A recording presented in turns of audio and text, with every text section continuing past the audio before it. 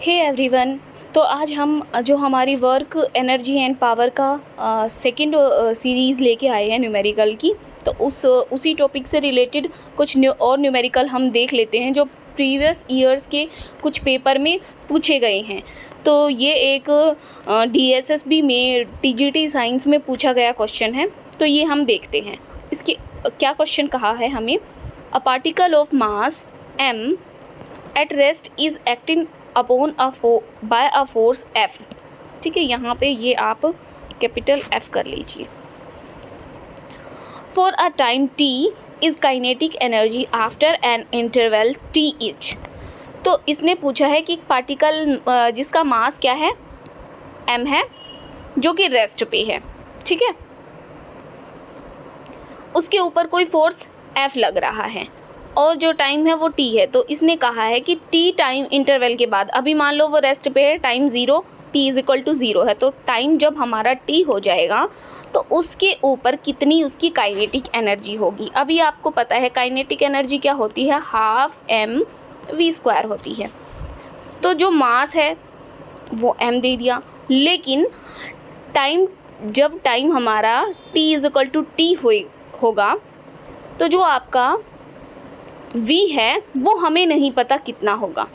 तो kinetic energy, और वैसे भी इसने फोर्स और मास की टर्म में ऑप्शन में हमें गिवन है। तो हम देखते हैं काइनेटिक एनर्जी और क्या होती है। काइनेटिक एनर्जी को हम और क्या लिख सकते हैं, हाफ mv² को हम लिख सकते हैं m से मल्टीप्लाई m से डिवाइड। ठीक है, अब क्या हो गया, half m² v² divided by m। अभी आपको पता है मोमेंटम क्या होता है, mv होता है। तो यहाँ पे देखो m और v, m² v² क्या बन गया, p²/2m। ये क्या होती है, हमारी काइनेटिक एनर्जी होती है दूसरे फॉर्म में जब हम इसको रिप्रेजेंट करते हैं। तो काइनेटिक एनर्जी हो गई हमारे पास p²/2m। अब हम इसी फॉर्मूले का यूज़ करेंगे। ठीक है, तो ये फॉर्मूला जो है एनर्जी क्या हो गई हमारी, ये भी याद रखना है। काइनेटिक एनर्जी को हम मोमेंटम की टर्म में कैसे रिप्रेजेंट करते हैं, energy is equal to p²/2m। और इस मोमेंटम और फोर्स का क्या रिलेशन होता है, देखो जो हमारा फोर्स होता है ना वो क्या होता है, rate of change of momentum होता है। ठीक है, rate of change of momentum he force होता है। मींस उसका मोशन जो चेंज हो रहा है वही क्या होता है, हमारा फोर्स होता है। उसका जब मोमेंटम चेंज होएगा टाइम के साथ, मोमेंटम मींस उसका जो वेग जो है, हिंदी वर्ड है वेग, जो उसका वेग बढ़ेगा टाइम के साथ उतना ही क्या एक्सेलरेट, उतना ही फोर्स लगेगा। कोई जो ऑब्जेक्ट जितनी तेज़ी से आ रही हो वो उतना ही ज़्यादा क्या करती, हिट करती है। जैसे आप बुलेट का एग्जाम्पल ले लो, गन का एग्जाम्पल ले लो। ठीक है, तो बुलेट जो होती है वो 20 ग्राम की होती है, लेकिन वो जितनी तेज़ी से आती है, वो इतनी तेज़ी से आती है, उसकी जो वेलोसिटी है वो इतनी ज़्यादा होती है कि वो 20 ग्राम की चीज़ भी क्या हो जाती है, आर पार हो जाती है। ठीक है, तो वो चीज़ है मोमेंटम। तो अभी देखते हैं न्यूमेरिकल। तो मोमेंटम, या फिर हम इसको क्या लिख सकते हैं, p/t। ठीक है, सिंपल अगर नॉर्मल फॉर्म में लिखेंगे तो हम p/t लिख सकते हैं। तो p क्या हो गया, p हो गया F_t। अभी देखो, अभी हमारे पास टर्म्स हमें मिल गई। तो f का स्क्वायर t का स्क्वायर, p हमारे पास F_t है, p का स्क्वायर क्या होएगा, f का स्क्वायर t का square divided by 2m। Option देखो कौन सा मैच कर रहा है, ये है F_t⁻2/m। ये पावर का सिंबल होता है, F⁻2 t⁻2 बाई में 2m, F⁻2 t⁻2 बाई में 3m, F⁻t बाई में 2m। अभी ये वाला option F⁻2 t⁻2 divided by 2m, ये क्या हो जाएगा, इसका आंसर हो जाएगा। नेक्स्ट क्वेश्चन देखिए, जो KVS 2018 के PRT एग्जाम में पूछा हुआ जर्नल साइंस का एक क्वेश्चन है जो कि वर्क एनर्जी एंड पावर पे बेस्ड है। नेक्स्ट है, इट इज़ वॉट। क्वेश्चन देखिए, ये है what, WATT। Watt second, second है ये S टाइम वाला सेकेंड। तो watt second is the unit of, ये क्वेश्चन पूछा गया है, वॉट सेकेंड किसकी यूनिट है, एनर्जी की, फोर्स की, मोमेंटम की और पावर की। अब देखो वाट किसकी यूनिट है, वाट होती है पावर की यूनिट। ठीक है, और अगर मैं पावर इनटू टाइम कर दूं तो ये किसकी एनर्जी, ये किसकी यूनिट बनेगी, ठीक है, ये किसकी यूनिट बनेगी। तो देखिए पावर किसकी इक्वल होती है, पावर का फॉर्मूला हम ऑलरेडी डिस्कस कर चुके हैं, एनर्जी बाय टाइम, है ना। अगर पावर में टाइम मल्टीप्लाई हो जाएगा तो ये यूनिट किसकी बनेगी, एनर्जी की। तो इस तरह के भी जो यूनिट बेस्ड आपके सिंपल क्वेश्चन है वो भी आते हैं। तो करेक्ट आंसर क्या हो जाएगा हमारा, एनर्जी। तो वोट सेकंड किसकी यूनिट है, एनर्जी की। देखिए नेक्स्ट क्वेश्चन एक बहुत ही डेली लाइफ से आपका रिलेट करने वाला क्वेश्चन है। इसमें है if the heart pushes 1 cc of blood, अपना जो हार्ट है वो 1 cc ब्लड को जो है ना पुश करता है 1 सेकंड के अंदर, और प्रेशर भी गिवन है। कितना प्रेशर है, 20,000 newton metre square. The power of the heart is, तो हार्ट की पावर कितनी होगी, 1 cc मीन्स 1 सेंटीमीटर क्यूब, ठीक है। और 1 cc किसके इक्वल होता है, 1 मिलीलीटर के इक्वल होता है। तो इसकी वैल्यू के लिए जो आपका 1 cc का मतलब मैंने इसीलिए बताया ताकि आपको मैथमेटिकल टर्म पता चल जाए। 1 cc किसके इक्वल होता है, 1 cc होता है आपका 10⁻⁻⁶ के इक्वल, ठीक है। जब हम उसको लीटर की टर्म में लेके आएंगे तब ये इसके इक्वल होएगा। अभी इस वाले न्यूमेरिकल को कराने का क्या मेन मतलब है कि जो पावर होती है, आपको पता है पावर क्या है, जो work done per unit time है ना, और वर्क डन एनर्जी की टर्म में भी है। और पावर आपको पता है, पावर का एक और फॉर्मूला बताया था, पावर जो होती है वो फोर्स इनटू वेलोसिटी होती है। और आपकी पावर क्या क्या होती है, पावर के फॉर्मूले, जिसको भी पावर का जो भी फॉर्मूला पता हो वो कमेंट सेक्शन में बताएगा, ठीक है। वर्क डन को हम फोर्स की टर्म में भी लिख सकते हैं, ठीक है। तो फोर्स इनटू वेलोसिटी वही टर्म आ गई, और वर्क डन को हम एनर्जी की टर्म में भी लिख सकते हैं। अभी तक यही वाले फॉर्मूले बताए थे मैंने, है ना, एनर्जी पर यूनिट टाइम। तो अभी देखो, अभी उस हर्ट की पावर कितनी होगी, तो पावर क्या होता है, पावर का एक फॉर्मूला होता है हमारा, ये हो गया work done per unit time. लेकिन यहाँ पे देखो प्रेशर दिया हुआ है ना, और 1 cc है, इट मीन्स ये वॉल्यूम है ना, कितनी वो जो है ना, कितनी वॉल्यूम अमाउंट ऑफ निकालता है भाई, कितना पंप कर रहा है वो, कितना पुश कर रहा है। तो ये वॉल्यूम की टर्म में ही तो है ना, लीटर की टर्म में आ गया, तो ये वॉल्यूम हो गई, ठीक है। सेंटीमीटर क्यूब हो गया ना, सीसी का मतलब मैंने अभी बताया, सेंटीमीटर क्यूब, सेंटीमीटर का क्यूब। और किसी भी यूनिट का, मीटर का क्यूब, सेंटीमीटर का क्यूब, ये क्या रिप्रेजेंट करता है, वॉल्यूम को रिप्रेजेंट करता है। तो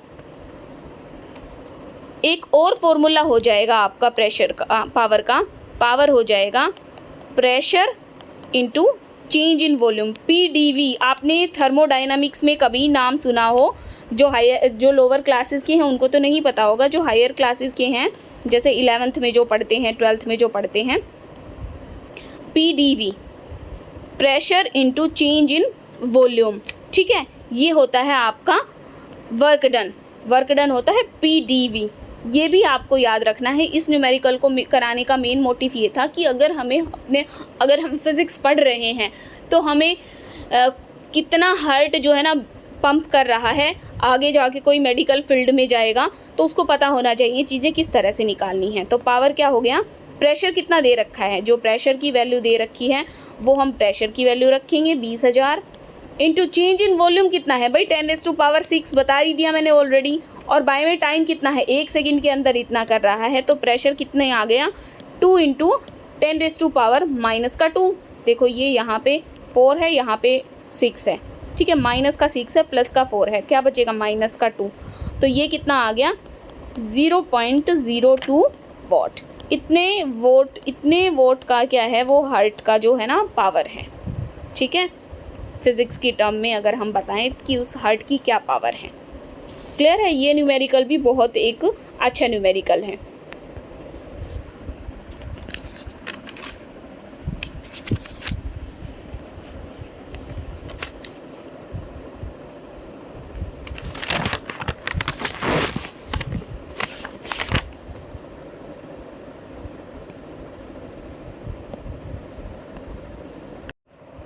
नेक्स्ट न्यूमेरिकल देखिए, a body is initially at rest, it undergoes one dimensional motion with a constant acceleration, the power deliver to it at time t is proportional to. कह रहा है कि एक बॉडी इनिशियली एट रेस्ट पे है, initially at rest पे है means उसकी इनिशियल एनर्जी क्या हो गई, ज़ीरो हो गई। मोशन कैसा है उसका, वन डायमेंशनल मोशन है, with a constant acceleration, acceleration क्या है, कांस्टेंट है, ठीक है, तो एक्सेलरेशन चेंज नहीं हो रहा है।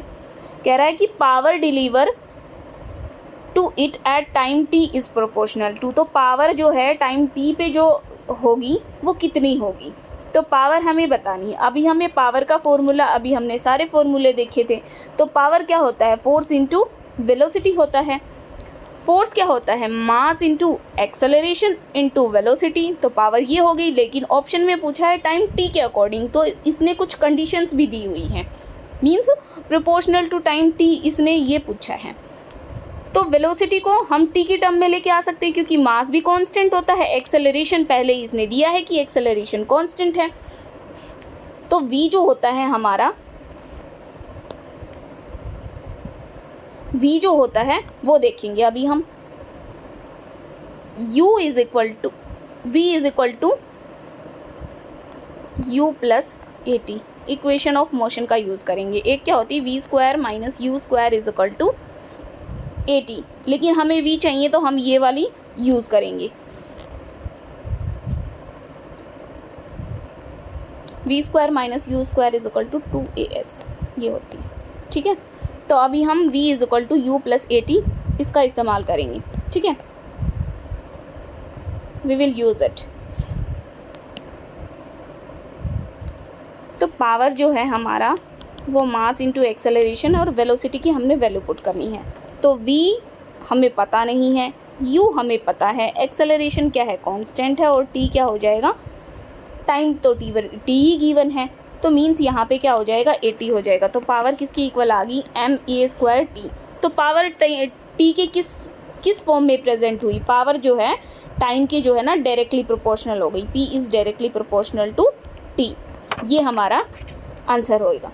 तो यहाँ पे है t की पावर 1/2, t की पावर 3/2 और t स्क्वायर, तो ऑप्शन 2 हमारा जो है वो करेक्ट हो जाएगा। जो पावर होगी वो किस पे प्रोपोर्शनल होएगी, टाइम t के डायरेक्टली प्रोपोर्शनल होगी। ये थे हमारे वर्क एनर्जी पावर से कुछ रिलेटेड हमारे जो न्यूमेरिकल हैं वो। आई होप ये जो सिंपल सा टॉपिक है जो बहुत सारे कंपटीशन एग्ज़ाम में पूछा जाता है, चाहे वो यूनिट्स की टर्म में हो चाहे किसी भी फॉर्म में हो, बहुत ही ज़्यादा मतलब जहाँ 20 मार्क्स में आपकी आती है वहाँ पे 2 मार्क्स तो इसके होते ही होते हैं। जनरल अगर कहीं किसी पेपर में जनरल साइंस की बात करी जाए तो उसमें 2 नंबर में या 3 नंबर में तो इससे रिलेटेड यूनिट और न्यूमेरिकल की फॉर्म में हमसे क्वेश्चन पूछा ही जाता है। तो आई होप ये आपको क्लियर हो गया। प्लीज़ मेरे चैनल को सब्सक्राइब करें, वीडियो को लाइक करें, शेयर करें उन लोगों के साथ जो आपकी तैयारी कर रहे हैं। मैं इस सीरीज़ को कंटिन्यू रखना चाहती हूँ। It's a humble request to all of you, please share it, please like my channel, please subscribe my channel.